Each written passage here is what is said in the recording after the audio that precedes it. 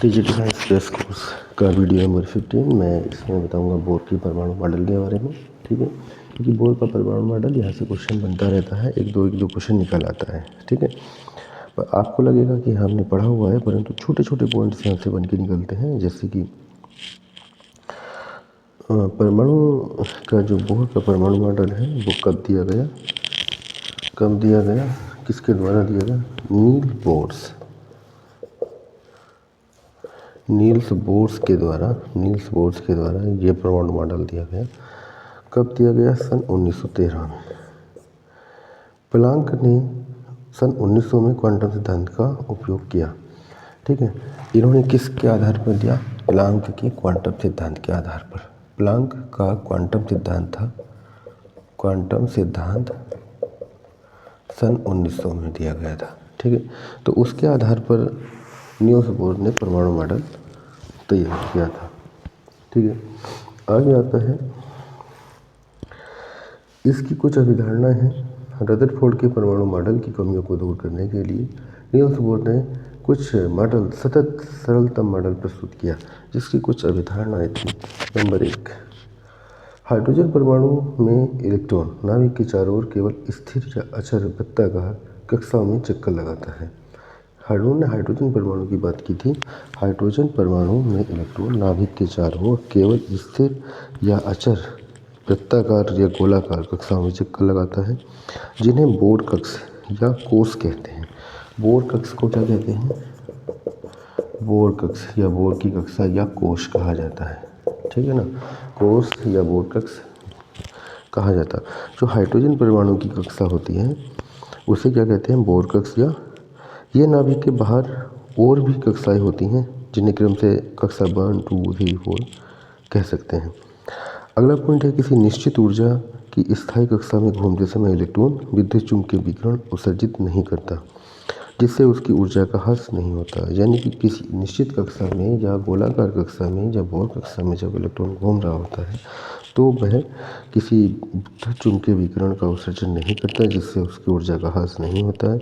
प्रत्येक कक्षा में इलेक्ट्रॉन की ऊर्जा मात्र निश्चित होती है, जिससे कोषों में ऊर्जा स्तर भी कहते हैं। यानी कि जिस कोष में होता है उसकी ऊर्जा निश्चित होती है, जिसे कोषों का ऊर्जा स्तर कहा जाता है, जिन्हें KLMN आदि से व्यक्त किया जाता है। ठीक है, nवे इलेक्ट्रॉन की ऊर्जा, ये फॉर्मूला बन जाता है nवे इलेक्ट्रॉन की ऊर्जा। ठीक है, nवे इलेक्ट्रॉन की ऊर्जा En बराबर होता है माइनस का 2π² me⁴ बटा n²h², जहाँ पे स्मॉल m होता है इलेक्ट्रॉन का द्रव्यमान, E होता है इलेक्ट्रॉन का आवेश या चार्ज, H होता है प्लांक नियतांक और ठीक है, H होता है क्या? प्लांक नियतांक, और N होती है इलेक्ट्रॉनों की संख्या।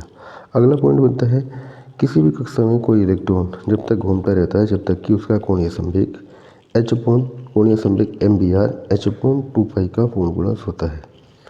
ठीक है, यानी कि जो उसका कोणीय संवेग होता है, कोणीय संवेग mvr is proportional to h/2π, h/2π का पूर्ण गुणज होता है, जहाँ पे h प्लांक नियतांक होता है और n कक्षक यानी मुख्य क्वांटम संख्या होती है। ठीक है ना, स्मॉल n यहाँ पे मुख्य क्वांटम संख्या होती है, m इलेक्ट्रॉन का द्रव्यमान होता है, v इलेक्ट्रॉन का स्थायी या स्पर्शी वेग होता है। ठीक है, तो यहाँ पे ये पॉइंट बन जाता है, कोणीय संवेग mvr इज प्रोपोर्शनल टू। ये क्वेश्चन कई बार आ चुका है, बोर कक्ष किसे कहते हैं? नील्स बोर ने परमाणु का मॉडल दिया, कब दिया? ठीक है, इलेक्ट्रॉन की ऊर्जा का फॉर्मूला, ये सारे के सारे क्वेश्चन में आ चुके हैं। प्लांक का क्वांटम सिद्धांत कब दिया? 1, 2, 3, 4, 5। मैंने 5 पॉइंट बोर्ड पे दिख रहे हैं, 5 और 5 कंपटीशन में आए हुए हैं। ठीक है, बाकी जो आप परमाणु मॉडल पढ़ चुके हैं, पढ़ते रहते हैं, वो तो ठीक है, पर वहाँ से क्वेश्चन नहीं बनता है, क्वेश्चन यहाँ से बनता है। ठीक है, अगला पॉइंट यहाँ पे बनता है, स्थायी वृत्ताकार कक्षा में घूमते हुए इलेक्ट्रॉन पर दो विपरीत बल, घूर्णन का अपकेंद्र बल तथा अभिकेंद्री बल, जिसे स्थिर विद्युत आकर्षण बल कहते हैं। यानी कि दो उसमें विपरीत बल लगते हैं जब वो घूमता है। अच्छा, घूर्णन का अपकेंद्र बल उसे केंद्र नाभिक से दूर धकेलता है, जबकि विद्युत आकर्षण बल उसे नाभिक की ओर आकर्षित करता है। दोनों बल एक दूसरे को संतुलित करते हैं, इसलिए इलेक्ट्रॉन स्थायी रूप से उसी गोलाकार पथ या कक्षा में घूमता रहता है। ठीक है, यानी कि दो प्रकार के फोर्स रखते हैं, दोनों ही आपस में बराबर होते हैं। एक अपकेंद्र बल होता है और दूसरा क्या होता है, आकर्षण बल होता है। आकर्षण बल अपकेंद्र बल के बराबर होता है। यहाँ पे अब आता है कि एक ऊर्जा स्तर से दूसरे ऊर्जा स्तर में कूदना।